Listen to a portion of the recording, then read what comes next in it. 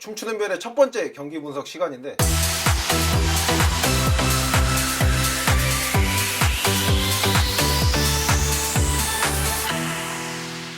최근에 또 우리나라 정창성 선수가 활약하는 체급으로 많은 국내 팬들에게 인지도가 높은 패더급에서의 탑 랭커들 간의 대결, 아놀드 앨런과 켈빈 케이터의 경기를 분석해보도록 하겠습니다.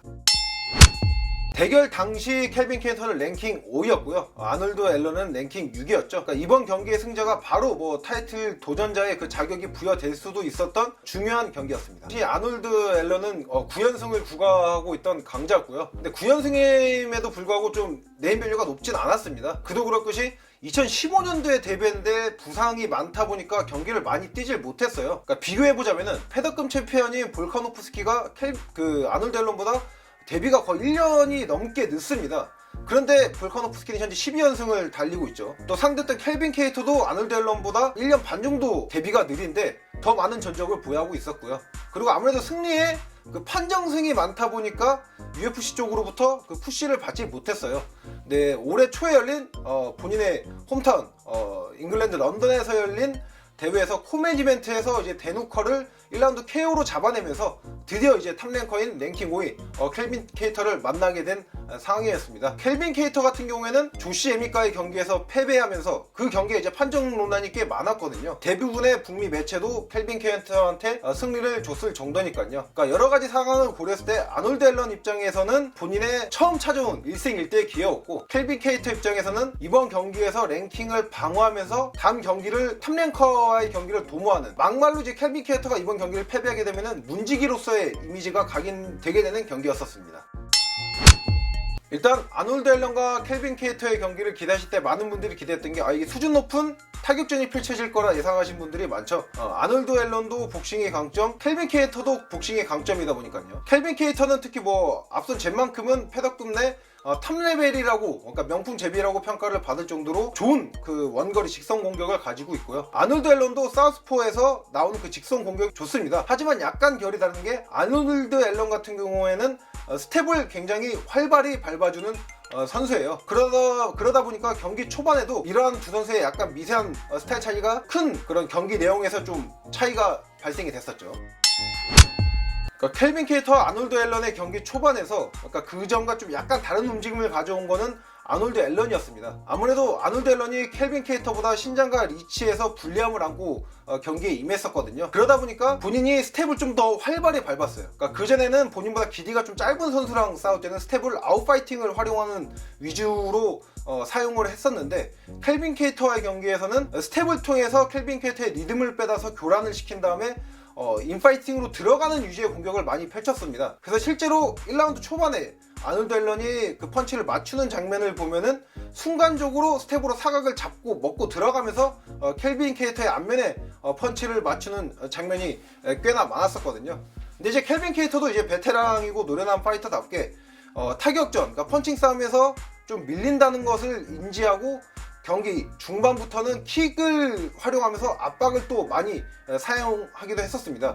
그러니까 켈빈 케이터의 이런 전략의 변화를 좀 가져온 게 아놀드 앨런의 스텝과 펀치가 좋았던 것도 이유가 있지만은 중간중간 카프킥, 킥을 섞어준 것도 굉장히 중요했었습니다. 결국에는 신장과 리치에서는 켈빈 케이터가 이점이 있었다고 했잖아요. 그러니까 아놀드 앨런이 이렇게 카프킥을 활용해주면은 본인의 짧은 펀칭 거리를 보완을 함과 동시에, 특히 이런 왼손잡이와 오른손잡이, 다른 선수 간의 다른 손잡이 간의 경기에서는 이 앞발을 먹는 움직임이 굉장히 중요하거든요. 근데 아놀드 앨런처럼 카프킥, 다리 쪽에 킥을 차주게 되면은 상대방이 본인보다 유리한 각을 먹는 거를 막아줄 수가 있어요.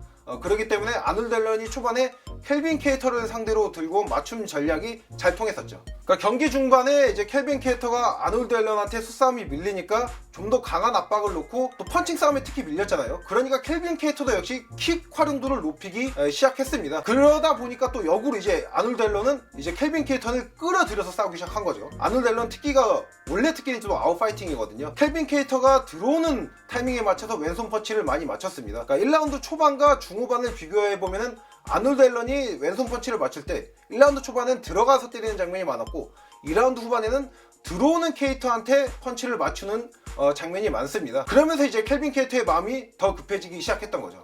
이게 경기 후반에, 그러니까 1라운드 후반에 켈빈 케이터가 플랭이를 하고 착지하는 과정에 부상이 발생이 됐었죠. 그러니까 또 많은 분들이 이게 켈빈 케이터가 좀 불의의 부상을 당했고, 만약에 부상이 없었더라면은 베테랑이고 노련한 케이터다 보니까 후반으로 갔을 때 경기가 또 모를 수도 있다, 이렇게 평가하시는 분들도 많아요. 제가 봤을 때는 그 불의의 사고가 아닙니다. 결국에는 아놀드 앨런의 타격의 우위가 이 부상을 발생시킨 거예요. 켈빈 케이터가 마음이 급해지면서 압박의 강도를 좀 높였다고 했었잖아요. 특히 그 상황에서 아놀드 앨런이 아웃파이팅을 취하고 있었는데, 켈빈 케이터 입장에서는 아놀드 앨런의 그 빠지는 스텝을 잡는 게 굉장히 중요했습니다. 그러다 보니까 아놀드 앨런과 근거리를 만들기 위해서 무리하게 이제 플라잉 니킥을 시도한 거고요. 그러니까 본인의 밸런스가 잡히지 않고 본인이 안정적인 타이밍에 공격을 하지 못하다 보니까 착지 과정이 불안했고, 그 과정에서 이제 부상이 발생이 되게 된 겁니다. 그러니까 1라운드, 어쨌든 간에 1라운드 종료와 동시에 켈빈 케이터가 무릎을 잡고 쓰러졌기 때문에 코너로 다시 돌아가서 2라운드는 또